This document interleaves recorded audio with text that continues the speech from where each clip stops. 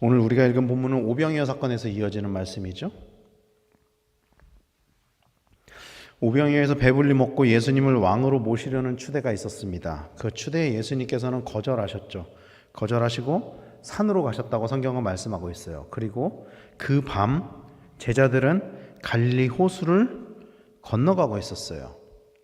이 복음서를 보는 데 있어서 이 복음서를 좀 더 입체적으로 보기 위해서는 병행 구절을 봐야 될 때가 있거든요. 병행 구절을 보면은 그 복음서마다 각자 강조하는 것들이 다르지만 이 사건이 어떻게 일어났는지를 좀 더 입체적으로 알 수 있는 사건들이 있어요.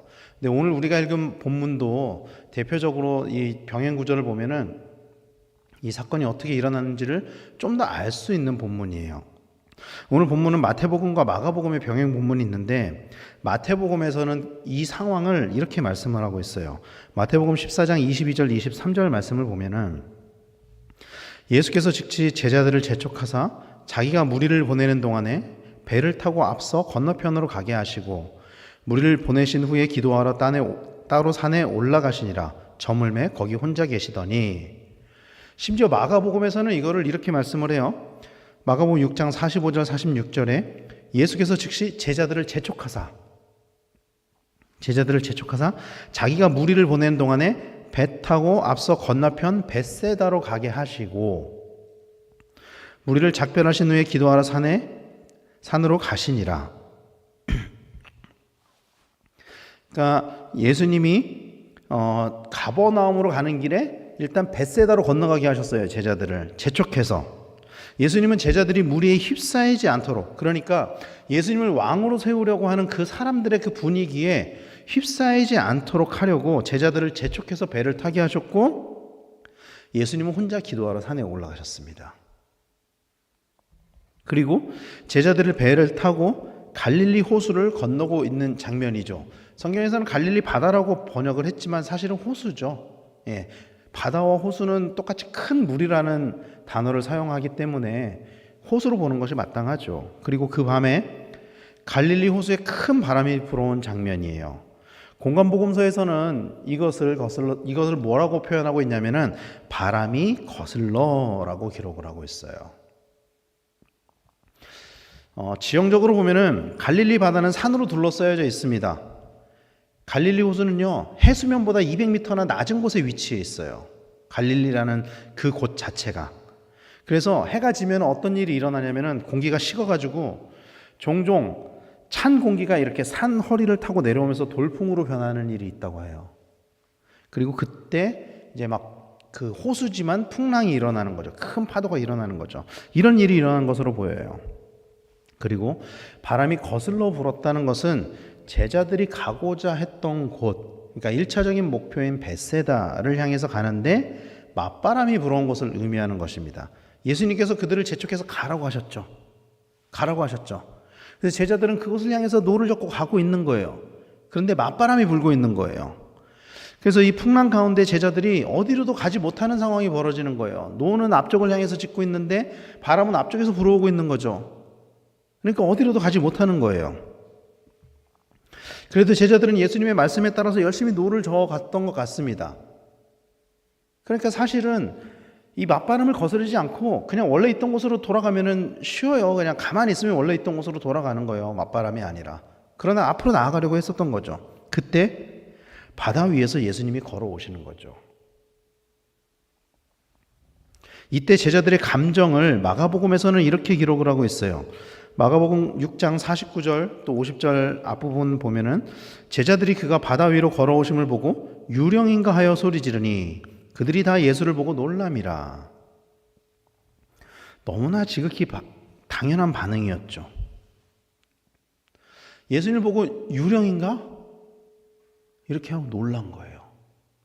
그리고 그 놀람 뒤에 왔던 제자들의 감정에 대해서 오늘 본문 19절에서는 이렇게 말씀을 해요.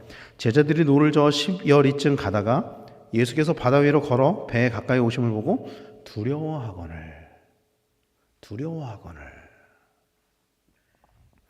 제자들이 예수님을 모르는 것이 아니죠. 그런데 예수님이 다가오심을 보고 두려워했던 이유는 예수님이 유령인가? 했던 거예요.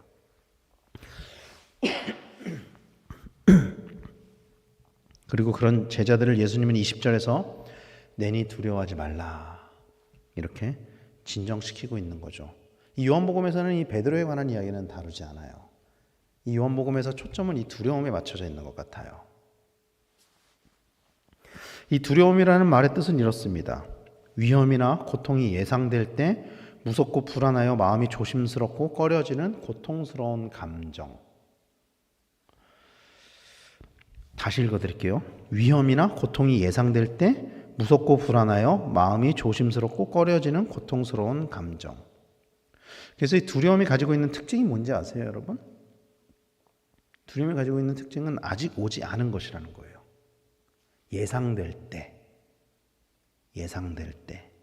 아직 일어나지 않은 일.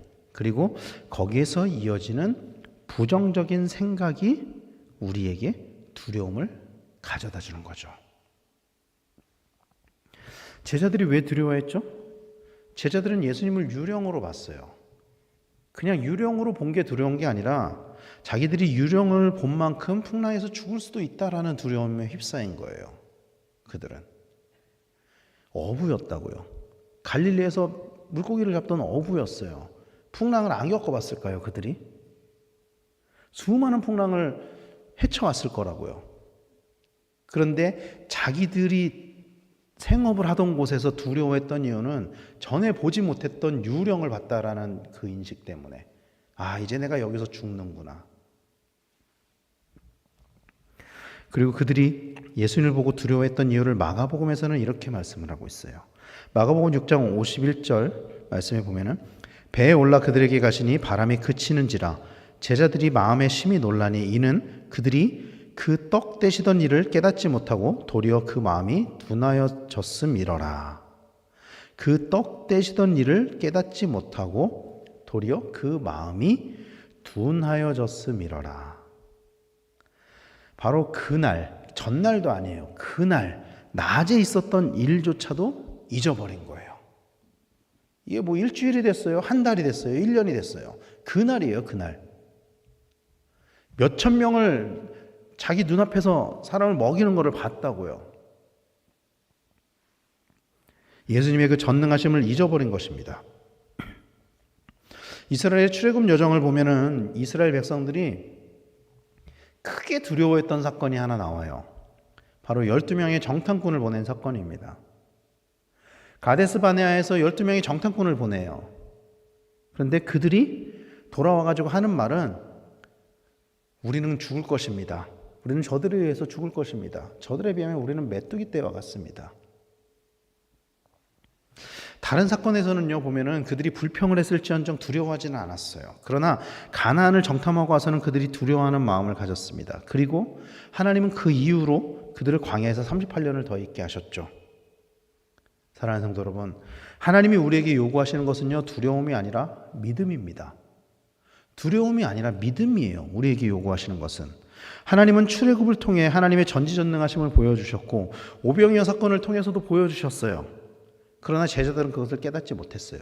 이스라엘 백성들이 그것을 깨닫지 못해서 38년을 더 광야에서 있었던 것처럼 제자들 또한 그것을 깨닫지 못했다라는 것입니다. 그래서 그들은 두려움에 휩싸인 거예요. 사실 이 오병이어 사건은요 출애굽 사건이랑 많이 비슷해요. 여러 가지 있습니다. 첫째, 예수님이 오병이어 이적을 일으킬 때 유월절 어간이었습니다. 이스라엘도 출애굽 사건도 유월절로 시작이 되죠. 그리고 예수님이 무리에게 떡과 물고기를 먹이셨듯이 하나님께서 이스라엘 백성에게 만나와 메추라기를 먹이셨죠. 그리고 예수님이 물 위를 걸으신 이 사건도 이스라엘 백성이 홍해를 건너간 사건이랑 아주 비슷해요. 그리고 무엇보다 예수님이 오병이어 이적을 들어서 생명의 말씀을 교훈하셨던 것처럼 모세도 만나를 들어서 사람들로 하여금 하나님의 말씀으로 살 것을 교훈을 했었어요. 제가 이전 말씀에서 모세의 신명기 예언의 말씀을 나누었었죠. 신명기 18장 15절 말씀에 네 하나님 여호와께서 너희 가운데 네 형제 중에서 너를 위하여 나와 같은 선지자 하나를 일으키시리니 너희는 그의 말을 들을지니라. 그리고 이 말씀은 마치 예수님의 오병이어 사건을 연상시키는 말씀이라고 제가 말씀드렸었어요. 이 이스라엘 백성을 만나와 메추라기를 먹이신 하나님, 그리고 광야에서 사람들을 먹이신 예수님. 여기뿐만이 아니에요. 이 말씀을 인용하는 게 사도행전에 보면은요, 오순절 사건에서 베드로가 설교를 하잖아요. 3,000명이 세례를 받는 그 사건에서도 이 말씀을 인용을 해요. 이분이 예수님이시다. 스데반이 또 이 말씀을 인용을 합니다. 예수님이시다. 그러나 그럼에도 불구하고 제자들은 그 하나님의 언약을 기억하기보다 당장의 두려움에 휩싸인 거예요. 당장 내 눈앞에 있는 두려움, 이것으로 인해서 예상되는 일들로 인해서 두려워했다라는 것입니다. 예수님은 우리에게 눈에 보이는 두려움이 아니라 보이지 않는 믿음으로 무장할 것을 원하십니다. 나중에 보면은 예수님 부활하신 이후에 그렇게 말씀하시잖아요. 보지 않고 믿는 믿음이 크다.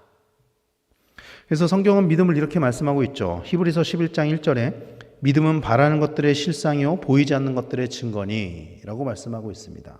또 12장 2절, 히브리서 12장 2절에 믿음의 주요 또 온전하게 하시는 이인 예수를 바라보자. 믿음의 주라고 말씀하고 있는 것이죠. 진정한 믿음은 보이지 않는 것을 믿는 것입니다. 보이지 않는 것을 두려워하는 것, 보이지 않는 것을 예상해서 불안해하는 것을 두려움이라고 한다면은 믿음은 반대인 거예요. 보이지 않는 것에 대해서 부정적인 감정을 가지는 것이 아니라 보이지 않는 것에 대해서 긍정적인 마음을 가지는 것이 믿음이라는 거예요. 보이지 않는 것들의 그 실체를 믿는 것, 믿음의 주요 또 온전하게 하시는 이인 예수를 바라보는 것, 보이지 않는 그 예수를 바라보는 것, 그것이 믿음이라는 것입니다. 그리고 그 믿음의 주가 오직 예수 그리스도라는 것을 믿으시기를 간절히 축원합니다. 사랑하는 성도 여러분, 우리의 눈앞에 있는 장애물로 인해서 두려워하기보다 그 장애물을 넘게 하실 예수님을 바라보는 믿음을 가지는 성도님들이 되시기를 바랍니다. 그래서 불안보다는 평안을, 두려움보다는 담대함을 가지는 성도님들이 되시기를 바랍니다. 성경이 쓰여졌을 때 1세기 그리스도인들은 많은 두려움 가운데 살아갔었어요. 우리랑은 정말 비교도 할 수 없을 만큼 정말 두려움을 가지고 살아갔었다고요. 그러나 그들이 그 두려움 가운데서도 믿음을 지킬 수 있었던 이유는요, 보이지 않는 하나님 나라를 바라봤기 때문이에요. 보이는 눈앞의 박해를 바라보는 것이 아니라 보이지 않는 하나님 나라를 바라봤기 때문에 그들이 믿음을 지키고 이겨낼 수 있었다라는 것입니다. 담대함을 가질 수 있었다라는 거예요. 평안함을 가질 수 있었다라는 것입니다. 그런 믿음을 본받는 성도님들이 되시기를 축원합니다. 보이는 두려움에 지지 마십시오, 여러분. 내 눈앞에 있는 장애물에 지지 마십시오. 내 눈앞에 있는 두려움으로 인해서 믿음을 저버리지 마십시오. 오히려 보이지 않는 것을 믿음으로, 보이지 않는 그 하나님 나라를 믿음으로, 보이지 않는 아직 이루어지지 않은 그 예수님의 재림을 바라봄으로 인해서 날마다 그 믿음으로 승리하는 우리 성도님들이 되시기를 간절히 축원합니다. 우리의 참 주인이시고 참 소망이신 그 예수 그리스도만을 바라보며 여전히 나를 향해 오시는 그 예수님, 내 고난과 내 역경 가운데, 그 풍랑 가운데 무리를 걸어오시는 예수님을 바라보고 두려워하는 것이 아니라 오히려 그 예수님을 바라보고 담대함을 가지고 평안을 가지는, 그래서 그 베드로가 믿음으로 물에 발을 내딛었듯이 그 주님을 향해서 나아가는, 주님의 품에 안기는 우리 성도님들 다 되시기를 예수님의 이름으로 간절히 축원합니다. 기도하겠습니다.